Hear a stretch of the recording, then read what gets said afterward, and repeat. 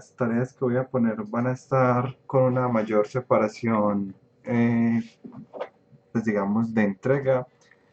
O sea, son menos tareas, un poquito más difíciles a como las manejaba yo originalmente. Entonces van a encontrar un montón de ejercicios que son como opcionales, pues que no van a tener ninguna nota. Y otros que sí van a tener bastante nota, que son los que compilan como todas esas actividades. La idea, pues en la medida de lo posible es que los hagan, sin embargo, pues no los voy a calificar, sino excepto los que son pues ya como los que compilan todos sus conocimientos. ¿Por qué sugiero que los hagan? Porque llegar al ejercicio más difícil sin haber hecho los anteriores, de pronto no es sencillo para ustedes. Pero si alguien, pues igual pueden empezar como por el que tiene nota, el que es un poquito más difícil.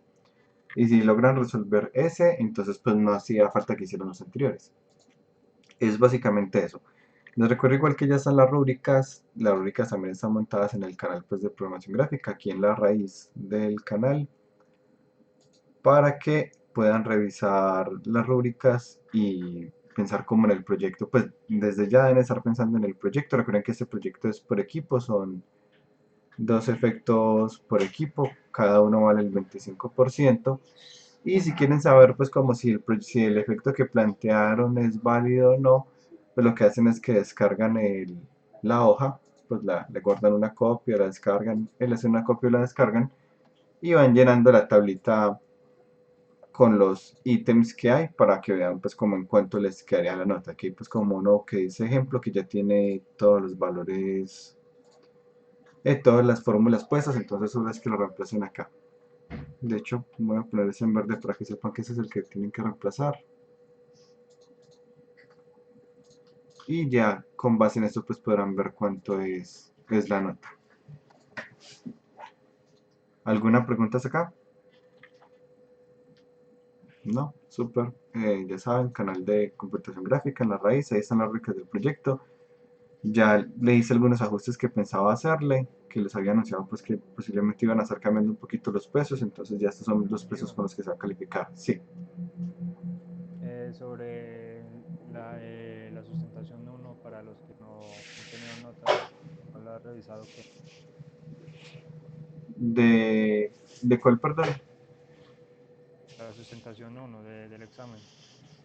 Ah, sí, no, pues la idea es ponerme al día con las calificaciones, pero no, pues por ahorita, como eso es con ayuda de los monitores, pues todavía me falta revisar pues junto con los de taller y los de fundamentos de programación. Pues, la verdad, son siempre tres cursos que se evalúan en la misma semana, es por eso pues como la demora.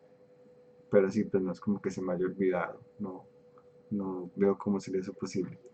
Porque la idea sí es presentarles inclusive más o menos la otra semana las notas que llevamos hasta ahora del curso para que tengan como en cuenta eso al momento de, pues lo ideal es obviamente que siempre tiren a sacar el 5 pues, pero para que lo tengan en cuenta igual en la entrega del proyecto final. Por si acaso, no recuerdo si lo he mencionado, en este curso pues aplica algo que yo he hecho durante los otros cursos, pues los que ya han visto curso conmigo creo que lo han visto, y es que aplican los excedentes. Es decir, si en el proyecto multiplicado por la sustentación tienen nota de más de 5, ese excedente se pasa a la primera nota del curso. ¿Cuál es la primera nota del curso? El seguimiento. O sea, el seguimiento son todos los ejercicios que han hecho hasta ahora, incluyendo esa sustentación. Pues todos son ejercicios que suman al 50% del curso. Se calculan pues sumando todos los puntos que llevan, dividido la cantidad de puntos totales que se podía acumular y eso les va a dar una nota de 0 a 5. Si en esa nota tenía, no sé, un 4 y en el proyecto final les quedó en 5,5, pues ese punto 5 les pasaría al 4 del seguimiento anterior. Entonces por eso es que es pues ahí una nota superior a 5 que se puede acumular. Bueno, pues por varias razones, porque uno no tiene que incluir todos los elementos del efecto y aún así puede sacarse el 5. Por otro lado, porque uno de los efectos puede que les haya quedado en, no sé, en 4,5 y otro en 5,5, entonces ahí se equilibran los dos efectos, o porque quieren recuperar parte del seguimiento que tenían. Es así como funcionaría la calificación. Otra vez, ¿alguna pregunta hasta ahora de esa estructura?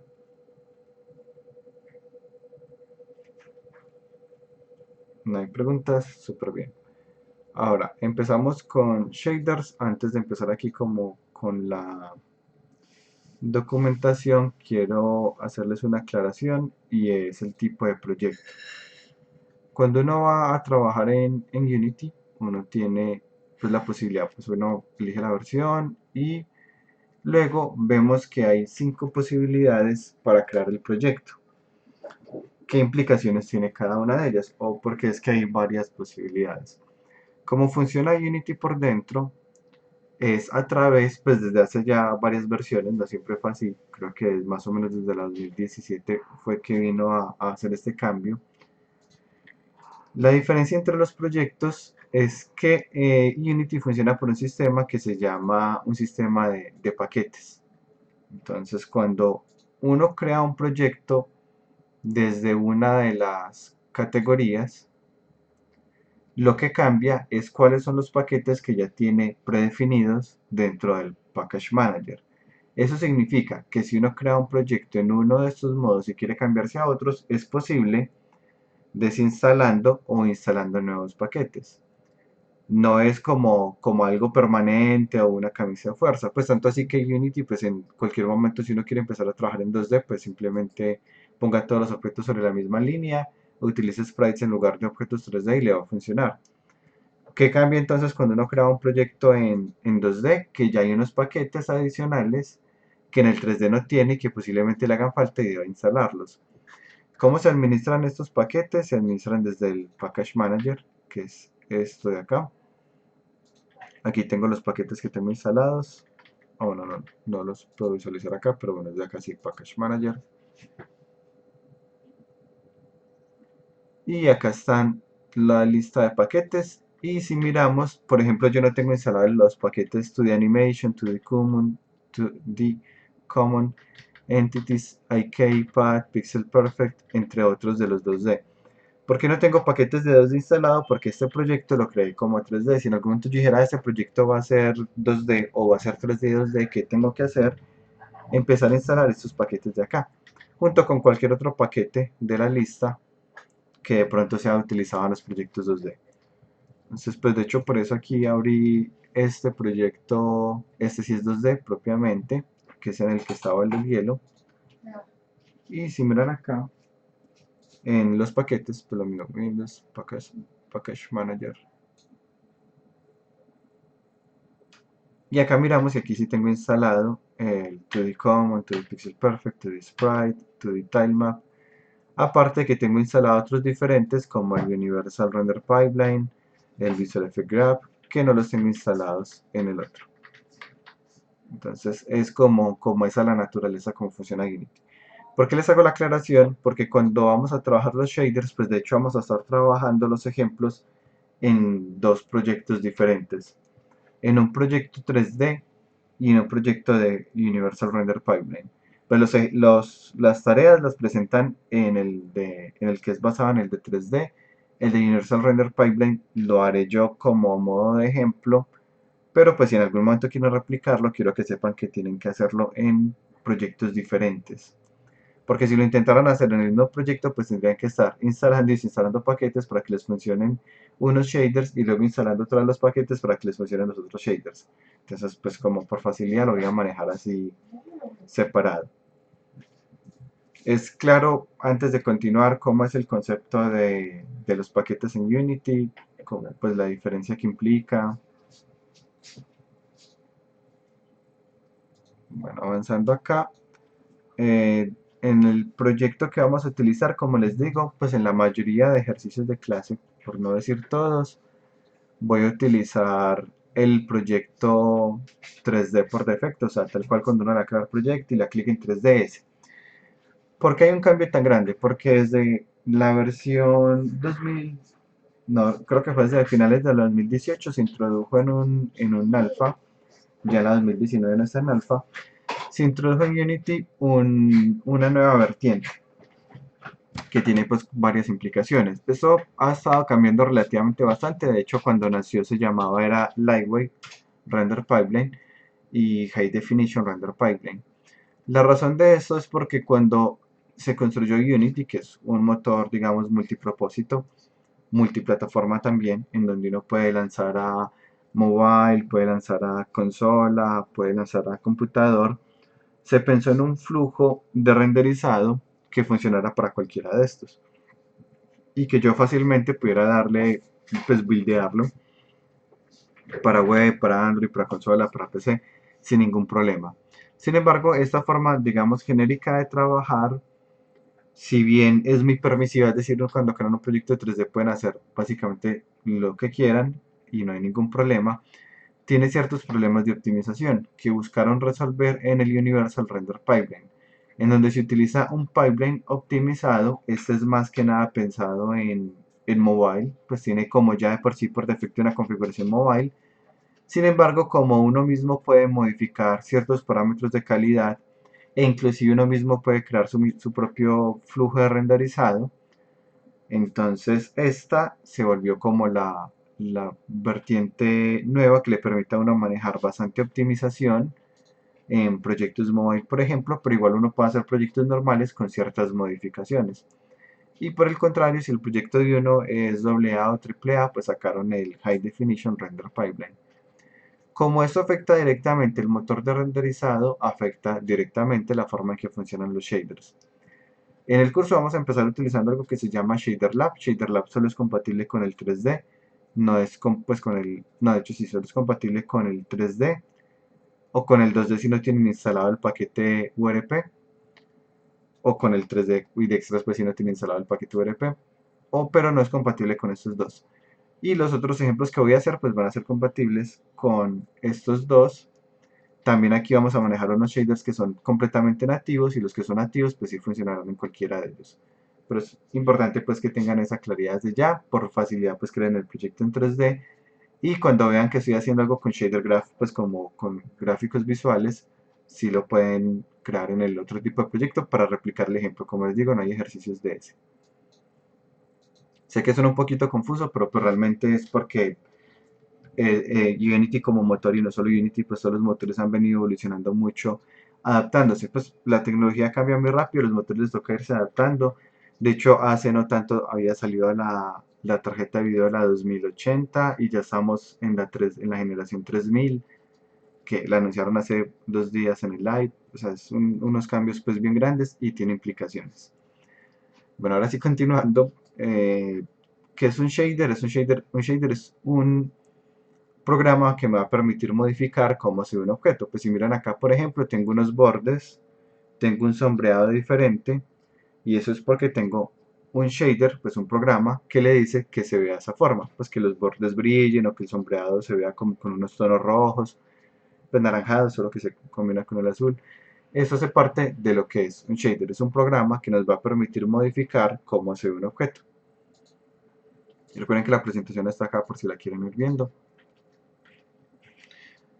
La diferencia de estos programas que vamos a hacer es que corren, en términos generales, sobre la tarjeta de video. Y es utilizado en, bueno, múltiples campos de la computación gráfica. Principalmente aquí viene como la palabra clave, pues de hecho shader pues shading viene asociado directamente al cálculo de las sombras. Sin embargo, los shaders no solo nos van a permitir modificar cómo se ven las sombras y las luces, sino también inclusive cómo se ve la geometría. Es decir, que con un shader podemos modificar cómo se comporta cualquier objeto respecto a su propia geometría, respecto a elementos externos como la luz y las sombras y respecto a los colores, por ejemplo. Vamos a decir que existen dos tipos de shader y podemos combinarlos. Los vertex shaders que nos permiten combinar, perdón, que nos permiten modificar los vértices o la malla de un objeto. Ese es un shader que hice yo y me permitía como deformar un objeto como se ve acá. Y los fragments son esos shaders que nos afectan directamente a los píxeles. Normalmente pues trabajamos con ambos. En la primera parte del curso pues empezamos más como con los fragments para modificar los píxeles, ponerle un color, ponerle una textura. O inclusive también se pueden hacer fragments sin vertex cuando se utilizan en post-processing, que se ponen como sobre la pantalla y la pantalla es la que tiene el renderizado. De hecho puedo abrir aquí un proyecto que tengo un ejemplo.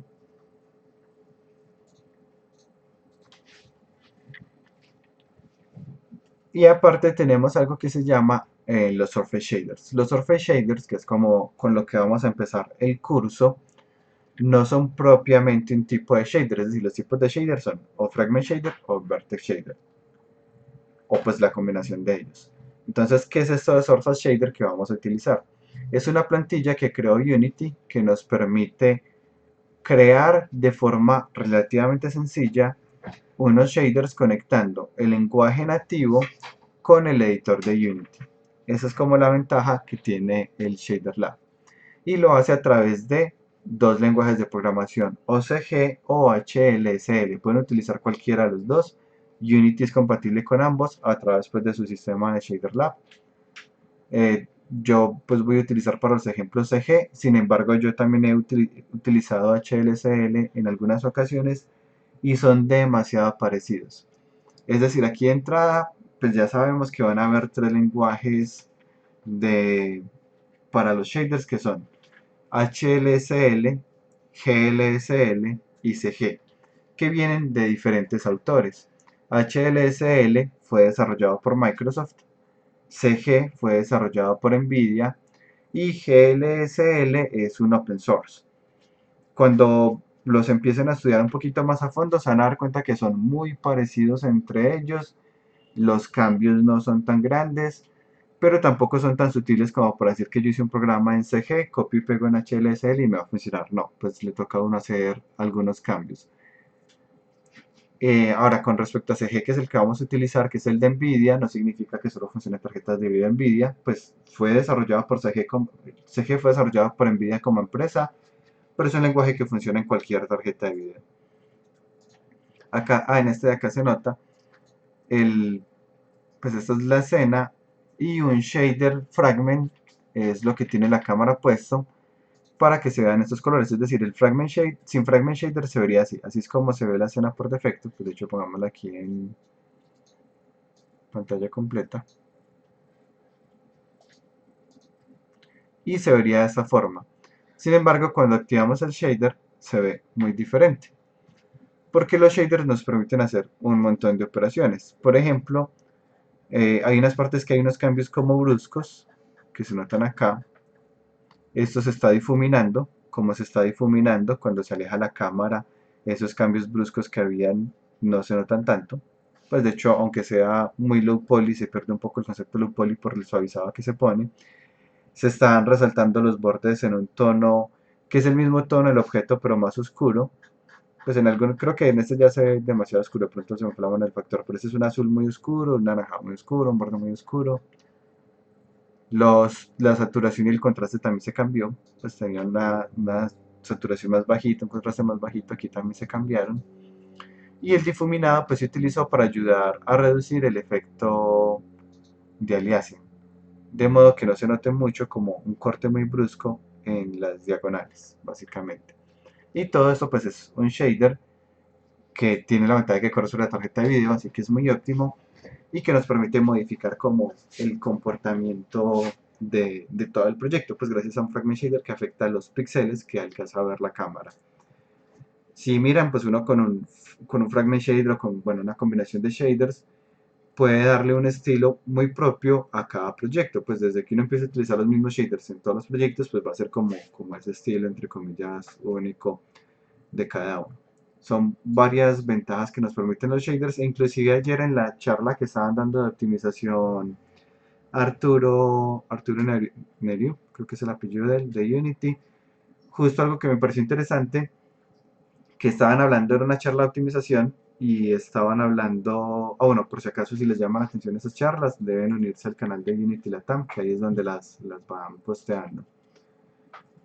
Y justo estaban hablando de que muchas optimizaciones ahora no vienen tanto desde el modelo, porque ya las plataformas, inclusive mobile, tienen mucha más capacidad para soportar múltiples vértices. No es como antes que uno ponía, no sé, 13.000 vértices en mobile y ya estaba estallándose, ya es mucho más permisivo. Y muchas de las optimizaciones ahora vienen a través directamente de los shaders que hacemos sobre esos objetos. Bueno, hasta acá he hablado solamente de conceptos, no he hablado de código, pero con los conceptos que he hablado, ¿alguna duda hasta ahora?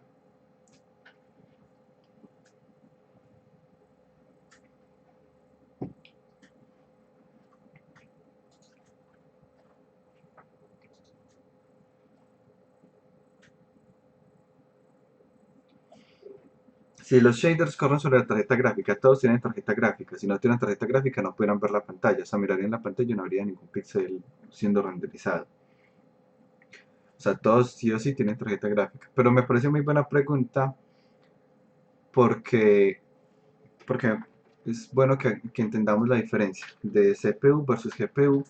Y las personas de Mythbusters sacaron un video hace mucho tiempo, pues patrocinado por Nvidia, explicando cuál es la diferencia entre la CPU y la GPU. Primero, nuevamente aclaro, todos los computadores tienen tarjeta de video. ¿Cuál es la diferencia? Que algunos tienen tarjeta de video externa y otros tienen una tarjeta de video integrada. Si uno no le compró tarjeta de video, posiblemente tenga solo la integrada, que viene integrada pues en la misma CPU. Pero es diferente. Aquí nos muestran, hacen pues como un robotcito, y ese robotcito representa lo que es la CPU. Una CPU lo que hace es una operación, luego otra operación, luego otra y otra. La diferencia es que lo hace muy rápido. Pero la CPU hace una operación a la vez, mientras que la GPU sería pues como el equivalente a esta máquina de acá. Y cuando la GPU opera, no lo hace dato por dato, sino que la forma de optimización de la GPU es que viene en paralelo. Entonces va a funcionar muchísimo más rápido. Este fue como la analogía que ellos hicieron de CPU versus GPU, pintando pues como una versión low resolution de la Mona Lisa. Y este fue el resultado. Pues bien interesante el video por si alguna vez lo quieren ver completo. Pues igual solo es como mostrando esa diferencia, pero es chévere. Ahora, cualquier cosa que hagamos sobre los shaders, pues que vamos a hacer con CG, van a correr directamente sobre la tarjeta de video. ¿Cuál es la ventaja de esto? Que los píxeles que modifiquemos no se van a modificar cada píxel como dentro de un ciclo for, como venga este píxel, luego venga este, luego venga este, luego venga este, sino que yo hago la operación y los modifico todos a la vez. Muy diferente de hecho a cuando lo hacemos en visión artificial. En visión artificial utilizamos la CPU porque es el software que utilizamos, que es OpenCV, no funciona sobre la GPU, pues al menos no de forma nativa. Y cualquier operación que uno haga sobre los píxeles, la tuvo que haber hecho sobre cada uno de esos píxeles. De hecho, uno puede ir al píxel de la izquierda, al de la derecha, sin ningún problema, porque uno está accediendo a cada píxel. Sin embargo, pues la desventaja de esto es que no funciona bien en tiempo real las operaciones que sean muy pesadas. Mientras que las mismas operaciones que uno haría en visión artificial montadas sobre la GPU, pues van a funcionar mucho más rápido porque se van a estar haciendo en paralelo. Es como la diferencia principal. Es decir, normalmente cuando pensamos en la pantalla, ¿qué es una pantalla? Pues o que es un monitor, un montón de LEDs. Cada uno de esos LEDs tiene una posición que corresponde pues a un píxel. El primer LED de la izquierda pues será el píxel 00, el siguiente píxel será el 01, y cada uno de esos LEDs pues está dividido a su vez en 3 o 4 LEDs dependiendo del tipo de monitor, que es un LED rojo, uno verde y uno azul. Dependiendo del tipo de monitor tendrán dos LEDs verdes o tendrán un LED blanco para, para los tonos blancos adicionales. Pues depende nuevamente de la tecnología. Pero lo que tiene que hacer cuando uno está renderizando algo, o sea, aquí estamos renderizando algo en nuestra pantalla, estoy renderizando la interfaz de Unity, el modelo, todo esto aquí no renderiza la GPU. Entonces la GPU se comunica con la CPU para que le diga qué es lo que hay que renderizar, y luego lo que tendría es como la información de cuál cantidad de luz va en cada píxel. Como aún en este píxel apague todos los LEDs porque es negro. Pero acá en este píxel necesito que el LED rojo alumbre más que los otros LEDs. Pero no lo puede hacer píxel por píxel porque sería súper lento ese proceso renderizado, casi que lo hacen en paralelo, pues digamos, entre comillas lo hacen en paralelo. Y por eso es que todos los cambios de acá pues se ven súper rápido. Yo cambio de escena o cualquier cosa y los cambios se ven muy rápido. Ahora acá voy a mostrar algunos ejemplos de lo que son los shaders antes de pasar al código para entender un poco cómo funciona. Por ejemplo, acá tengo unos shaders que se llaman las máscaras, y lo que hacen las máscaras es que nos permiten modificar el comportamiento de una textura pero en un lugar específico. Entonces yo puedo tener aquí mi personaje y puedo cambiarle el... ya. Tengo mi personaje y puedo cambiarle, por ejemplo, el color de la chaqueta, por eso el color de la chaqueta. Puedo hacerlo, entonces ya aquí tengo este, aquí elijo cuál es el color de chaqueta que quiero para esa persona. Y esto es un ejemplo de un shader utilizando máscaras. ¿Qué hacen las máscaras? Pues ocultar una parte de la textura para yo poner otra. Esto es posible gracias a que uno utiliza máscaras. Entonces se puede hacer algo muy personalizable como, bueno, es que yo voy a tener un juego multijugador, eh, un tipo RTS, pues, y son los mismos assets que pasa pues en todos los RTS. RTS es Real Time Strategy, como en, no sé, PCA de los Imperios, en Warcraft, estoy pensando en ejemplos súper viejos, de unos más modernos. Y cada personaje pues era de un color diferente dependiendo del equipo. Entonces todas mis unidades tienen como un tono azul. Luego pues el siguiente equipo que se creara puede tener un equipo, un color aleatorio. Entonces el siguiente equipo no se va a hacer naranjado, el siguiente va a ser rojo. Y así pues puedo diferenciar los equipos teniendo unas máscaras sobre los personajes que van a cambiar. También podemos utilizar este mismo concepto de máscaras pero aplicado directamente. Sí, dígame. Es posible, pues primero es posible cambiar eso en tiempo mientras se juega y es buena idea. O sea, digamos que la tipa es de color, la chaqueta es de color negro en un momento del juego y que si toca un power up cambia a color rojo. Es buena idea hacer eso. Sí, pues esto como está corriéndose la GPU, pues por ejemplo ahí lo estoy haciendo y no, pues ahí cero, pues afectan prácticamente nada al rendimiento. Aquí pues los stats van a ser difíciles de ver porque están oscilando mucho, pues ya de por sí por el proceso interno, ahí está corriendo como entre 1600 y 1700 frames y yo empiezo a rotar esto y justo en el instante en que estoy cambiando hay una caída de frames, en el momento en que lo libero vuelve y se acomoda todos los frames. Es decir, solo en el instante que medio hago el cambio hay un medio bajón que ni siquiera es un bajón significativo, es decir, esto lo van a poder hacer en tiempo real sin ningún problema, pero más aún cuando ya pues vuelve y ponga el color original, pues ya otra vez vuelve y se libera la ejecución.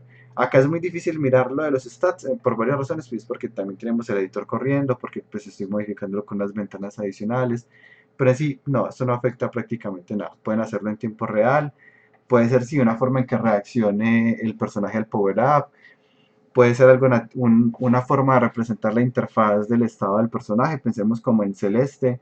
Celeste le cambia el color del pelo, dependiendo de si tiene o no el doble salto disponible. E inclusive cuando está cayendo le cambia el color de pelo y cuando vuelve se le recarga el doble salto, pues ya le cambia el color otra vez a blanco, que creo que es el color original. Y sí, son pues como formas que podemos utilizar como feedback para el usuario y que tenemos la ventaja de que pues funciona muy bien en tiempo real gracias a que son sobre la GPU. Acá tengo otro, aquí por ejemplo tengo un ejemplo del personaje explotando, pero este creo que tiene un shader que no es. Aquí está el personaje, acá. Listo. Entonces aquí voy a utilizar el mismo concepto que habíamos visto ahorita de la máscara, le puse una máscara a la chaqueta, pero lo que quiero es simular que hubiera viento. Entonces si miran ahí, la chaqueta se está moviendo, no sé pues como que tanto se alcanza a ver desde la compartida de pantalla, pero bueno, ahí la chaqueta se está moviendo como si hubiera viento. Y es el mismo concepto, tengo una máscara en la que estoy moviendo los vértices. ¿Cuál es la máscara? Pues la chaqueta es donde tiene la máscara y estoy moviendo los vértices con una función senoidal para simular que estuviera haciendo mucho viento y que la chaqueta se le mueve. Pero podría hacerlo en cualquier parte pues porque finalmente pues yo decido dónde ponerlo atrás de la máscara. Digamos que lo quiero poner en la cara y vuelvo y le doy play y pues así es como se le vería la cara porque pues ahí tiene la máscara solo en la cara. Hay muchos efectos que se pueden hacer con vértices. Aquí ya les muestro otro. Tengo por ejemplo, oh,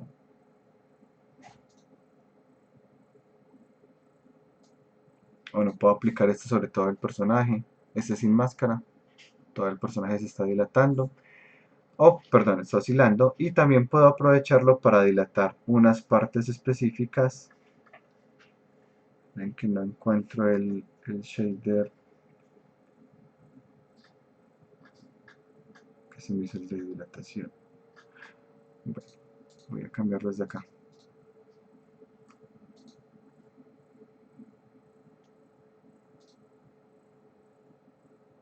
Charro, no lo tengo acá.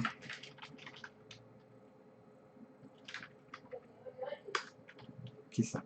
Entonces yo puedo utilizarlo para engordar el personaje o adelgazarlo. O sea, se me está exagerando, pero miren que aquí ya el personaje está más gordo que antes.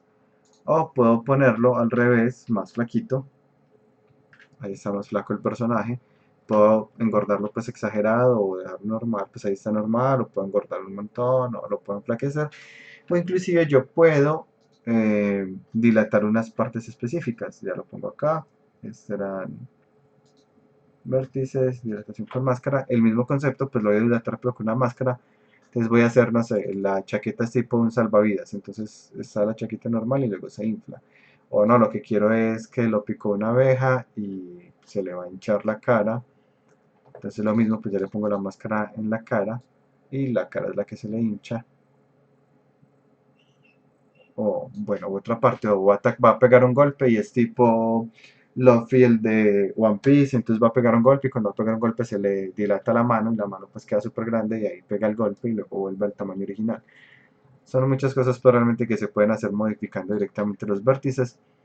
Yo he ido posteando pues algunos ejemplos en el canal a medida que los he ido teniendo, pero igual les muestro aquí unos, esto es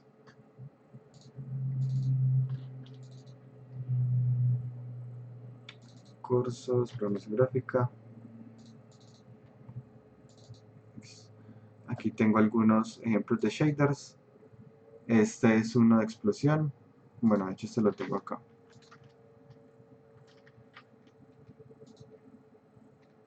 Custom vértices explosión.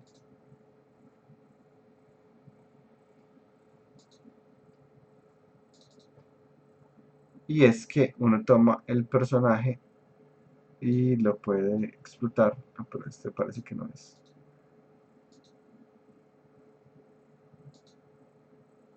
Pero es que tengo ya tantos por acá que no me acuerdo cuál es cuál, pero parece ser este. Textura del personaje, la textura de la explosión, una textura de ruido.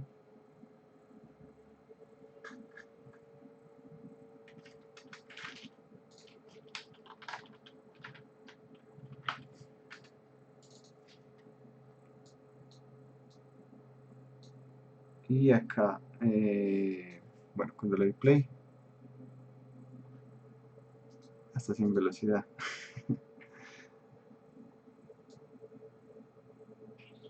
No debe ser este de acá. Más bien les muestro aquí el video para demorarme en configurar. Entonces uno puede tener el personaje directamente, los mismos vértices del personaje, pues cambiarles el color y los vértices para explotar el mismo personaje. Es decir, aquí la explosión pues es el mismo personaje, pero con una dilatación muy fuerte, con mucho ruido y cambiándole la paleta de colores. Pero es el mismo personaje pues sobre el que se hace. Acá otros en los que el personaje, por ejemplo, se desarma. Puede ser que sea tan malo el visualizar de imágenes de Windows. O estos de acá, en el que los vértices se le rompen al personaje para desarmarlo y vuelve y se arma otro personaje pues donde estaba él. Ese también fue hecho con vértices. Hay realmente pues como muchas cosas que se pueden hacer.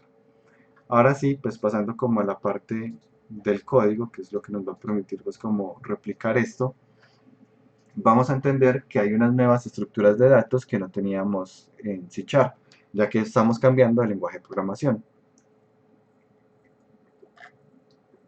Seguimos trabajando con float, sin embargo ahora tenemos un half, que es muy utilizado, tenemos un fixed y tenemos un sampler.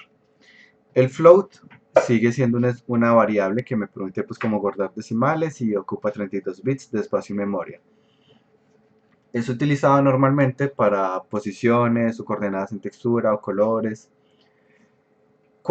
¿En cuál caso utilizaría un float y en cuál caso utilizaría un half? Porque todos estos tres, float, half y fixed, me permiten guardar decimales. ¿Cuál es la diferencia? Que fixed tiene el punto decimal fijo y esto implica que la cantidad de datos que puede almacenar en decimales no varía, pues el float cuando necesita muchos decimales, él dice la parte entera no le voy a gastar casi memoria, la parte decimal le gasto toda. O le guardo un número decimal grande y dice, entonces voy a guardar más espacio en la parte entera y en el decimal lo voy a botar información. Es por eso es que se llama float, pues punto flotante. Y el fixed tiene el punto fijo, pero ocupa menos espacio en memoria. Tiene menos precisión, pero menos espacio en memoria. Digamos que la regla general hace un par de años era siempre que va a trabajar en mobile, trabaja en fixed. Y siempre que va a trabajar para computador, trabaja en half, a menos de que sea pues algo más AA, AAA. Sin embargo, a medida que las GPU van evolucionando, esto va cambiando. Y en la generación nueva de celulares, pues nueva, inclusive pues no tanto, desde hace fácilmente 5 años para acá o más, las GPUs que empezaron a incluir los celulares, que ya son GPUs pues mucho más elaboradas que antes, la mayoría de celulares pues que ustedes tienen van a ver que tienen una GPU dedicada, no es pues como la misma CPU, no se tendrá una Snapdragon, o pues dependerá del celular de cada uno. Pero estas GPUs evolucionaron a algo y es a mejorar su memoria de modo que se les hiciera más fácil, pues primero aumentaron la capacidad de memoria de la GPU, pues esta cantidad que ocupa acá, esto se ve afectado en la, llamémoslo en la memoria de la GPU, en la capacidad de la GPU para que sea más general el término. Y pues por defecto digamos que las tenían hechas para leer fixed, de modo que esa capacidad fuera suficiente. Sin embargo, las generaciones de hace algunos años para acá se trabajó que las GPU de mobile fuera por defecto half. Entonces cualquier dato que lean va a ser por defecto half, a menos de que sea un float, lo traen como float. Si bien un half es lo que les queda más fácil porque es el tipo de datos que están hechos para trabajar, como optimizados para trabajar con ese tipo de dato. Y si se encuentran un fix, de hecho ya no es óptimo, porque este fix lo tienen que convertir a half y ahí hay un problema de optimización, porque esas conversiones le cuestan trabajo.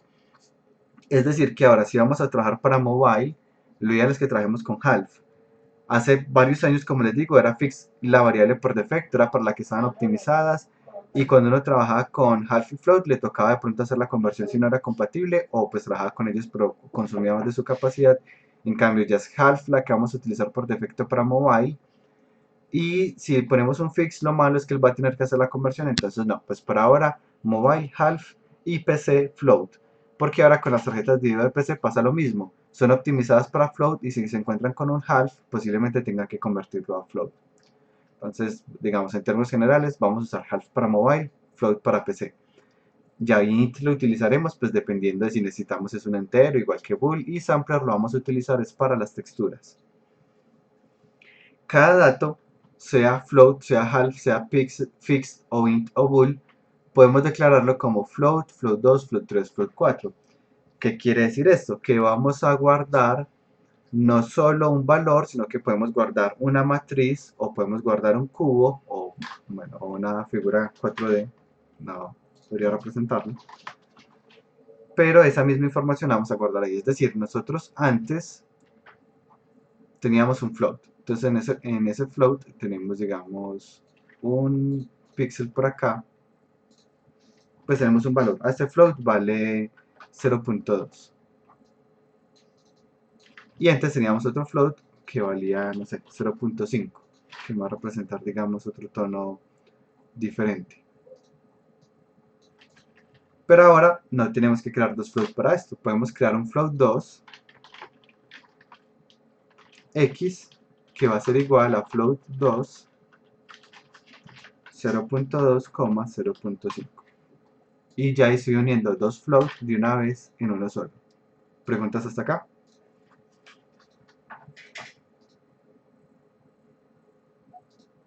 No hay dudas, súper bien. Voy a venir aquí a la primera escena y a mostrarles esto de acá.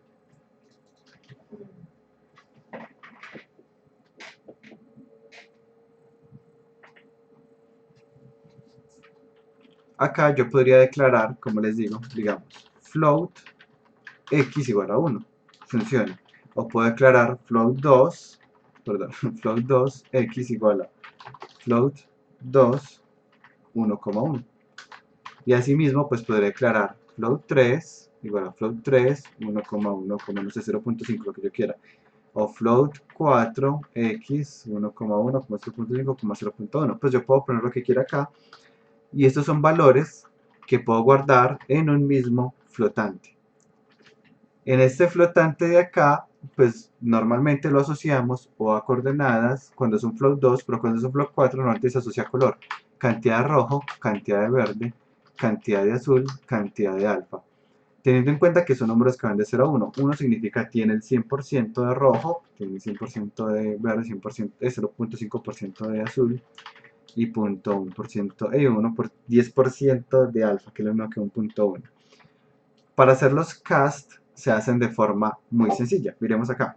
Yo tengo este float 4 y tengo un float 3 que se llama y. ¿De qué forma puedo convertir este float 4 en un float 3? Pues convertirlo significa botar el último. Yo puedo decirle aquí y es igual a x.rgb y ya ahí lo convertí. Y sabe que tiene que tomar estos de acá. O quiero convertirlo en un float 2. Entonces yo puedo decirle y es igual a x.rg. O puedo decirle igual a gb. O puedo decirle a ba. Y siguen siendo conversiones válidas. Es decir, cuáles de estos canales me interesa tomar y los puedo guardar en un float 2. Preguntas hasta acá. Cuando le decís RG, entonces toma el primero y el segundo, y si le decís GB, entonces toma el segundo y el tercero. Exactamente, literal, tal cual. ¿Y tienen esas letras asignadas? O... Sí, son como estos flotantes normalmente se trabajan con colores. Hay unos accesos ya reservados que son R para el primer canal, G para el segundo canal, B para el segundo canal, el tercer canal y A para el último canal. RGBA. Son unas constantes ya definidas. También está la posibilidad de acceder como X, Y, Z, W, que es exactamente lo mismo que RGBA. O sea, le dan a uno como esos dos nombres para acceder a la misma cosa. ¿Preguntas hasta acá? No. Bueno, como vamos a trabajar con shaders, para que los autocomplete van a ir a administrar las extensiones, van a buscar en línea, van a buscar aquí shader y van a instalar alguno de los paquetes de shader. El de HSL Tools for Visual Studio funciona muy bien. Pues yo sé que estamos trabajando en CG, pero como los lenguajes son tan parecidos, este nos va a funcionar bien. Me acordaba que había cambiado el Visual, yo no lo tengo instalado acá, lo anoto pues porque no me estoy autocompletando. Pero bueno, ahorita lo instalaré para no demorarme más acá. Entonces ya sabemos que tenemos estos tipos de datos y estos tipos de datos podemos guardar un 3, un 4. Algo interesante es que inclusive acá podemos guardar una matriz. De hecho, por defecto, pues lo más normal es que vamos a guardar una matriz. Es decir, yo abro una imagen cualquiera.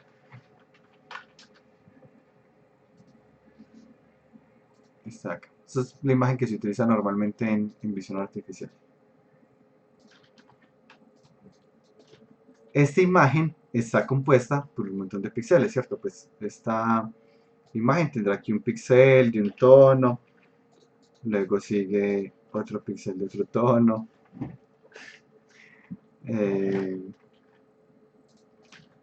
y bueno, y así, pues entre todos, pues entre ese montón de píxeles, pues me van formando lo que viene siendo una imagen. Y cada uno de estos píxeles, pues a su vez, tiene tres componentes: cantidad rojo, cantidad verde, cantidad azul, tres canales, inclusive cantidad de alfa, pues aplicada. Esta matriz que estoy formando acá, pues supongamos que fuera la imagen, pues esto no es la imagen, pues supongan que es la imagen, puede estar guardada en un float 4. Puede tenerla acá. Es decir, que un flotante 4 no solo puedo pasarle números fijos de cuánto vale el rojo, cuánto vale el verde, cuánto vale el azul y cuánto vale el A, sino que puedo pasarle una imagen entera. Y en ese float 4 me quedó guardado toda la imagen. Es decir, que el float me puede representar un dato, así como me puede representar una matriz. Y un float 4 pues me puede representar 4 datos, así como me puede representar una matriz donde cada dato tiene 4 datos. Para que lo tengan en cuenta, cuando uno abre una imagen, pues la imagen le quedó guardada en un float 4, o uno declara un color y también le quedó declarado en un float 4. Es decir, tiene esa flexibilidad de ser matriz o ser número. Esto igual lo retomamos en la próxima clase que hablemos de textura. Por ahora pues quería que les quedara claro. Que entendieran como esta primer base, pero pues no tiene que quedar completamente claro ahorita porque es el tema de la próxima clase. ¿Qué se usa normalmente para el float? Datos individuales, float 2 coordenadas de textura, siempre accedemos a las coordenadas con un float 2, un float 3 para posiciones, x, y, z, y float 4 para colores. Cuando declaramos un shader, tiene una estructura que vamos a empezar como a entender poco a poco, pero que desde ya podemos ir dividiendo en unas como bloques grandes. Este es un shader pero hecho con ShaderLab. El shader nativo tiene unos bloques diferentes. ¿Cuáles son esos bloques? El primer bloque es el bloque de propiedades. Este bloque de propiedades es lo que nos va a conectar el inspector de Unity con el shader. Es decir, todo lo que declaremos como propiedad aparece en el inspector de Unity y también lo podemos utilizar como shader. Algo importante es que todo lo que declaren como propiedad tienen que volver a declararlo como variable. Es un poquito raro, pero sí, aquí lo declaré y aquí tengo que volverlo a declarar. Hay una parte de procesamiento que es donde está el shader. Aquí es donde ustedes le van a decir si van a trabajar en HLSL o en CG. Entonces aquí le estoy diciendo que voy a trabajar con CG. CG Program en CG. Aquí puede dar puesto HLSL y aquí en HLSL. Luego viene una parte que se llama el respaldo, que es qué pasa si mi computador no fue capaz de ejecutar este shader. Es decir, aquí hacemos un shader súper elaborado. Va la persona a abrirlo en su celular y resulta que su GPU no es compatible con ese tipo de shader. ¿Qué va a pasar? Pues se vería morado o no se vería, pues dependiendo del tipo de problema. La ventaja es que tenemos esto que se llama pues como aquí después del primer subshader podemos declarar otro subshader más básico. Es decir, yo puedo tener un subshader y abajo otro subshader diferente. Si la GPU no es capaz con este shader, intenta el segundo, si no intenta el tercero, y si no intenta lo que se llama el fallback. Es como si esto fuera, if haga esto, de lo contrario sí, haga esto, de lo contrario sí, haga esto, de lo contrario haga esto. Normalmente uno utiliza un fallback o un else que sepa que es compatible con la mayoría de dispositivos, y ese es el diffuse. El diffuse es un shader que existe desde hace mucho tiempo y básicamente lo soportan todas las plataformas. Entonces, si no fue capaz con mi shader, utilice un shader diffuse. Cualquier pregunta que vayan teniendo me la van haciendo. ¿Cómo se crea un shader? Primero que todo, pues voy a darle aquí, create shader, standard surface shader, ejemplo. Y ya aquí me creo el shader con un montón de cosas. Como los shaders tienen tantas cosas, yo sugiero altamente que partan desde la base, que es este código que yo hice acá, partan desde acá, de modo que no, digamos, no nos enredemos con toda la otra información que hay, para que lo vayamos como un poco como a modo de tutorial. Ese archivo que llamé base, se los compartí en el canal del... Ah, no me deja compartir en el canal del curso, entonces lo subiré a la página del curso. Si no, no puedo subir ese tipo de objeto. Se los subo a la página del curso para que partan desde este y no empiecen como con un shader que tiene tanta información ya de por sí. Siguiente, la parte que les decía, la propiedad. Miren que yo acá en propiedad de este shader, aquí en Properties, declaré algo que se llama color ambiente. Así que en el inspector me va a aparecer color ambiente. Lo declaré tipo color, así que aquí me lo pone como una muestra de color. Uno, ¿cómo utiliza un shader? Digamos este shader que yo llamé aquí base, pues de hecho lo voy a duplicar. Voy a llamar a este base clase. Primero, ¿dónde lo encuentro? Aquí en el inicio del shader uno declara el directorio. Mi directorio va a ser custom base ejemplo de clase. Cuando uno crea un material cualquiera, el material pues tiene un shader por defecto que es el estándar, pero yo puedo ir a custom, puedo ir a mis propios materiales, base, y aquí tengo el que dice ejemplo clase. Y ya ahí me quedó. La otra posibilidad es que yo le dé clic derecho al shader, clic derecho, create material, y me crea un material con ese shader de ahí. Y aquí se lo estoy poniendo al personaje. Ahora aquí en la propiedad yo declaré color ambiente, que es un objeto tipo color, así que aquí puedo seleccionar un color.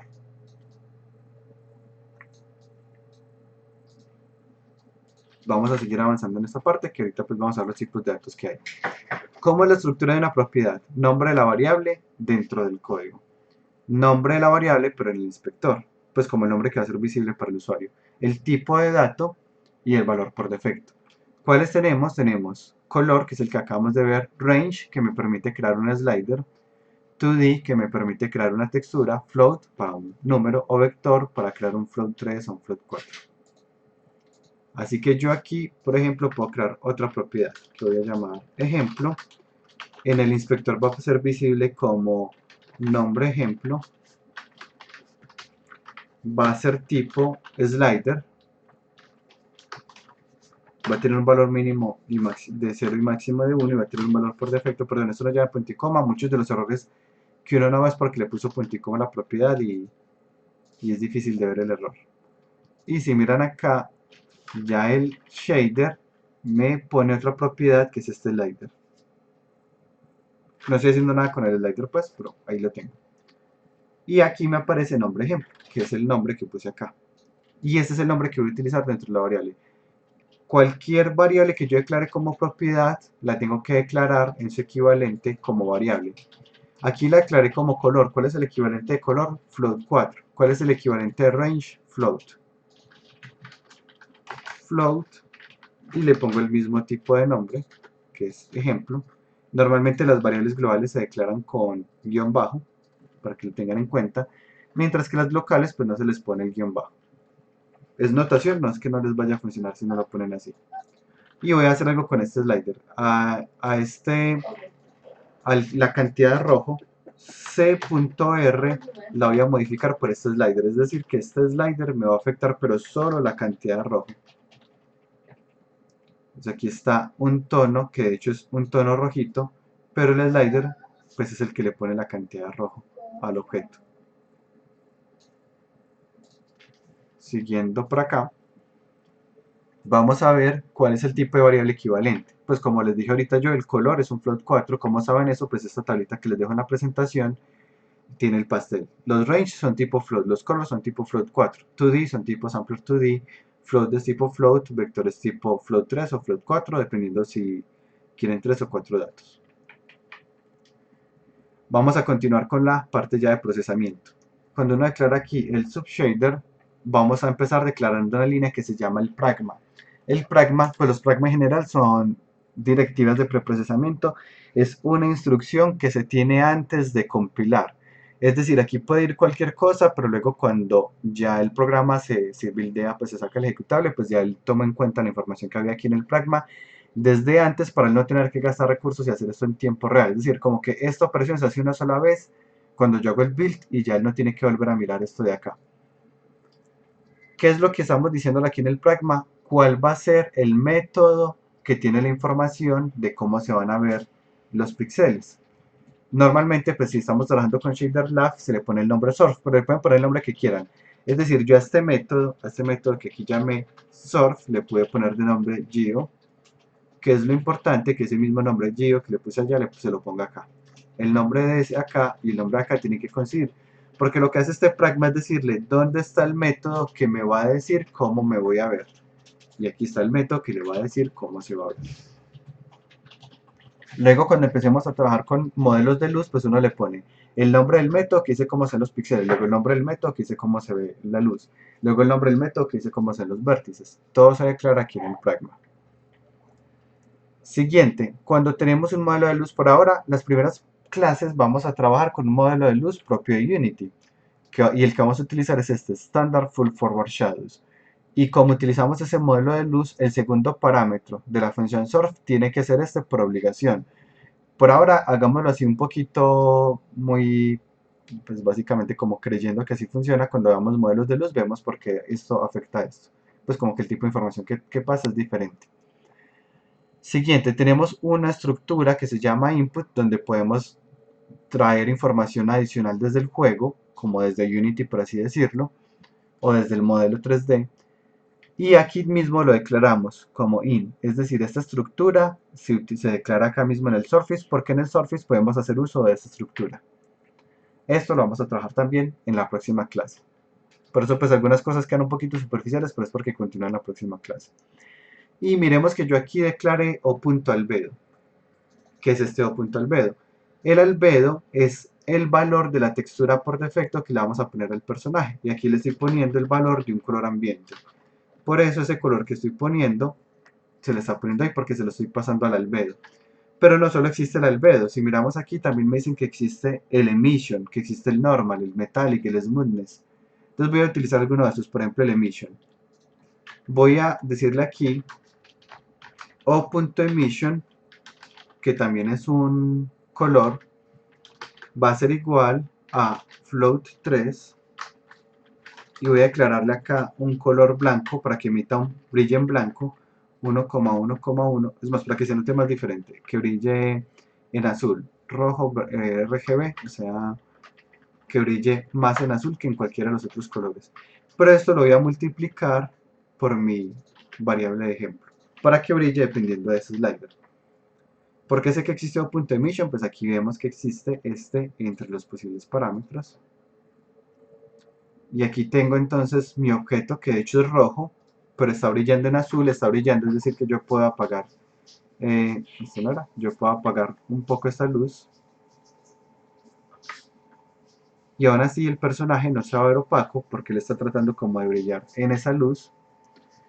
Y aparte podemos controlar qué tanto brilla con este de acá. Ahí está brillando más, ahí está brillando menos, brilla más, brilla menos. Y lo hice pues asignándoselo acá. Básicamente pues, o sea, desde ya con lo poco que hemos visto hay un montón de cosas que se pueden hacer. Yo podría hacer, por ejemplo, que mi personaje le tenga el color opuesto al que la persona puso. Sí, claro que sí, yo puedo ponerle aquí, voy a declarar un float 4 que voy a llamar C1 y va a ser igual a float 4. Bueno, yo creo que aquí lo puedo hacer directamente, 1 menos C, creo que este funciona. Ahí tengo que pasarle acá. Voy a quitarle la parte de la emisión para que sea más claro. Y yo estoy poniendo un rojo, pero tiene un azul, porque es el color opuesto. Cualquier color que yo le ponga aquí, me va a dar exactamente el color opuesto. ¿Por qué? Porque estoy invirtiendo el color. O no, es que solo quiero invertir uno de los colores. Sí, también se puede. Entonces, los 4, 1 menos C.R. Y los otros voy a dejar tal cual, C.G. O voy a cambiar de lugar. Voy a cambiar de lugar el verde y el azul. C.G. Y aquí en alfa va a ser fijo 1. Y ya aquí cualquier color que le ponga pues se va a comportar diferente porque está haciendo unas operaciones internas. Estos son los shaders y aquí ahí termina la clase con unos retos que, como les digo, son opcionales, que son crear dos colores en el inspector y que la salida sea la suma de ellos, luego crear un slider y que realmente el slider me permita combinar cómo se ve un color u otro. Este ejemplo resuelto pues ya lo tengo acá, que es este de acá, que tengo dos colores, están azul, pero si muevo el slider me quedan rojo. Ese es el desafío que yo les digo que hagan para practicar. Miren que acá pongo cualquier color y el slider me permite controlar cómo se ve entre un color u otro. Eso sería todo por hoy. Cualquier pregunta que tengan la van haciendo por el canal de computación gráfica o me van preguntando ya por interno. Igual como les digo, pues ya esto está en la página del curso, en el grupo de shaders, unidad 1, introducción. Y ya está también para las próximas 3 clases por si se quieren ir adelantando. Gracias a todos por asistir, me despido, hasta luego. Profe, una pregunta antes Sí. de... ¿Me puedes repetir la de en Visual cómo instalarle el paquete, lo del... Sí, claro, extensiones, administrar extensiones en línea Lo uso como shaders? y busca así shader. Ok, gracias. La parte se me olvidó y ya Vale. está bro. Súper bien. Gracias a todos, hasta luego. Chao. Chao, profe. Chao. Chao. No, profe, gracias. Chao.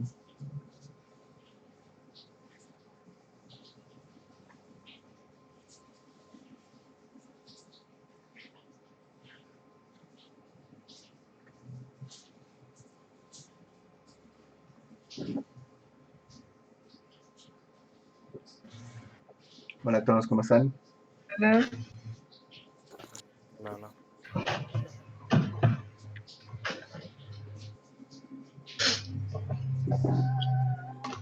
Bueno, recuerden que la idea de hoy es trabajar los dos efectos, no los tienen que entregar hoy mismo, se entregan esta semana. La idea hoy es adelantarlos, si ya tienen adelantado, pues los revisamos de una vez. Pero es